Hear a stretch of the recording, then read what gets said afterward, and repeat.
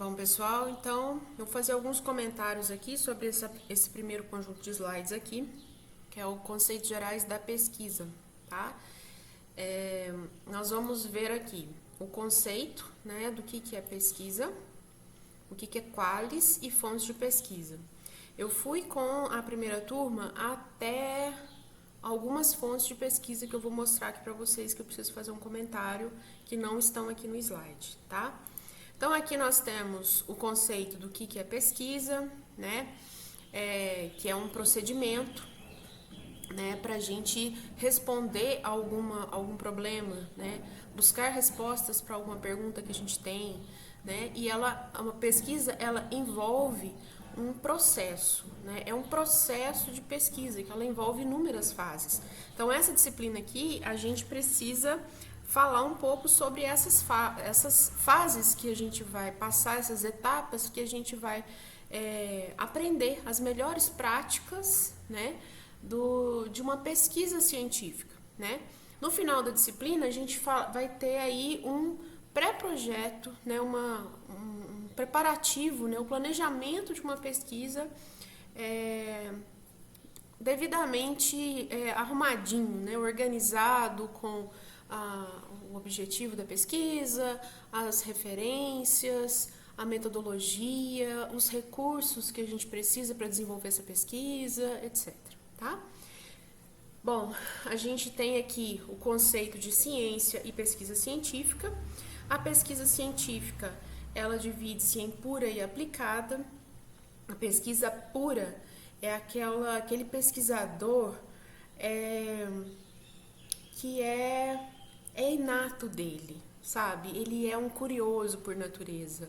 Ele tem curiosidade de responder assim, por que o céu é azul? Então eu vou procurar, porque aquilo é um sentimento que ele tem. Então ele é um pesquisador inato, né? Ele vai procurar responder uma pergunta simplesmente para satisfazer aquela curiosidade, isso satisfaz a ele, né? Já uma pesquisa aplicada você tem que responder a alguma determinada pergunta, daquele projeto de iniciação que você está fazendo, daquele TCC, ou seja, aquilo não partiu de você puramente, né? Não está dentro do coração, vamos dizer assim. Ela é uma pesquisa que você vai aplicar para resolver algum problema, né? Resolvendo esse problema, você vai aplicar isso em alguma coisa. Você vai desenvolver um produto, um protótipo que vai resolver outras coisas, né? Bom, então aqui, ó, a pesquisa pura deseja conhecer pela própria satisfação de conhecer, né? A pesquisa pura e a pesquisa aplicada deseja conhecer para fazer algo de maneira mais eficiente ou mais eficaz ou para responder a algum problema.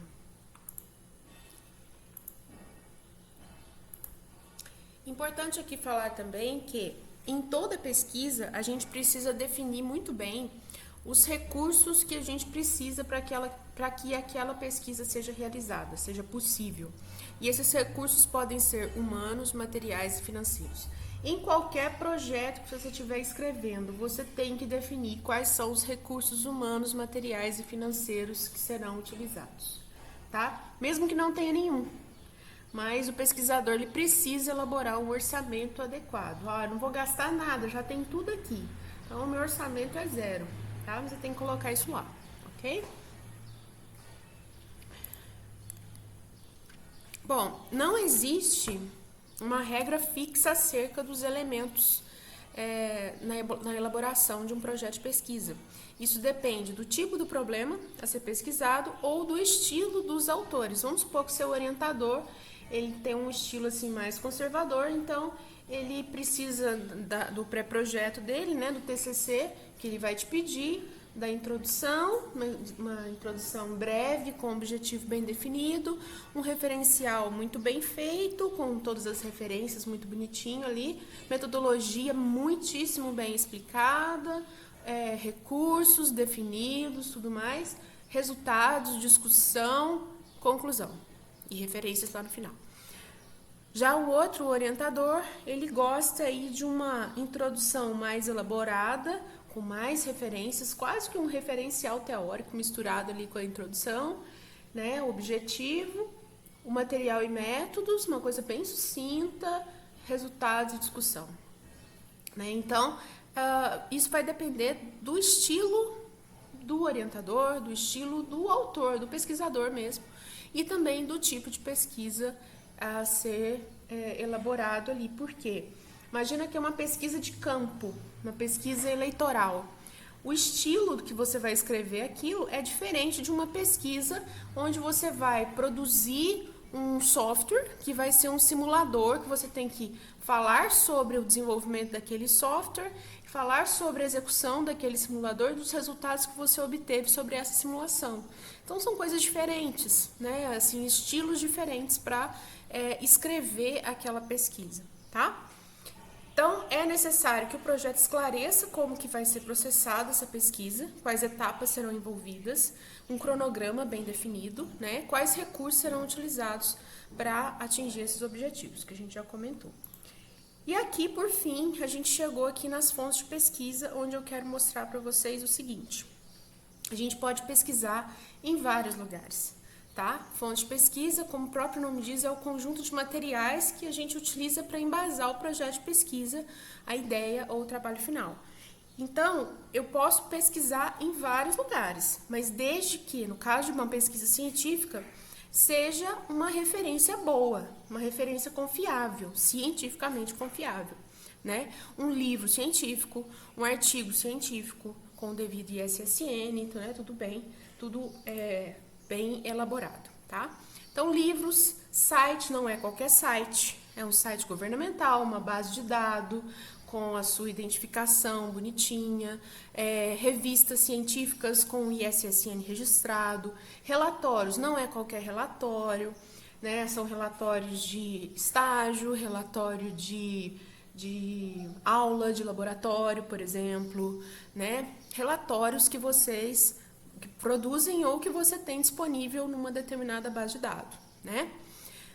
Legislações. Na engenharia, vocês têm aquelas normas, né? As NBRs da vida. Então, isso também pode entrar como uma fonte de pesquisa confiável. Bom, livro. Muito importante aqui falar que a gente tem os livros físicos, né? Mas a gente já tem, hoje em dia, muitos livros somente em formato digital, o e-book, né? Não é qualquer e-book, ele tem que ter o ISBN registrado. Então, muito cuidado na hora que você pesquisar esse tipo de material, tá? Tem que estar com a referência tudo certinho, tem que ser de uma fonte confiável e segura. Periódicos. Periódicos são os artigos das revistas científicas, não é qualquer revista, né? Você vai pesquisar em revista científica com o seu devido ISSN. Então, vamos lá. A gente pode pesquisar em vários lugares. O que eu fui com o pessoal da turma 1 lá foi esse aqui, ó. Periódicos CAPES, né, .gov.br. Veja que é um site governamental, né? Então, é esse que tem essa tarjinha aqui do GovBR, né, do Ministério da Educação e CAPES, né?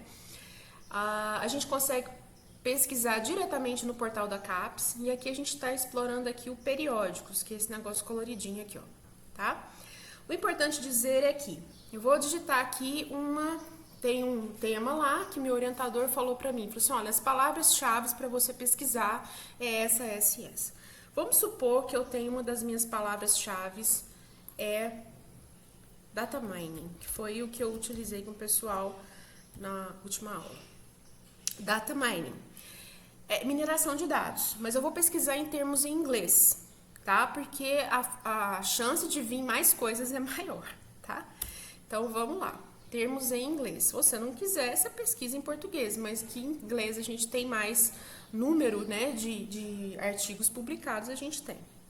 Bom, aqui, essa mesma pesquisa que eu fiz, eu estou aqui na minha casa hoje. Se eu executar essa mesma pesquisa na faixa de IP de uma instituição de ensino, o meu resultado pode ser diferente de uma instituição de ensino e pesquisa. Então, por exemplo, de modo prático, se eu digitar essa mesma pesquisa lá no Cefet, usando a rede interna do Cefet, naquela faixa de IP, o meu resultado pode ser diferente. Por quê?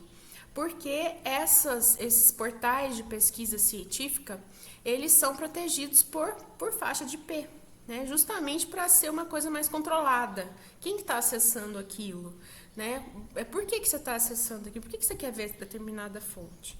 Então, a instituição, ela paga uma anuidade para poder utilizar, para os usuários daquela rede, né, daquela faixa de IP dela ali, utilizar e fazer as suas pesquisas ali de forma segura, né?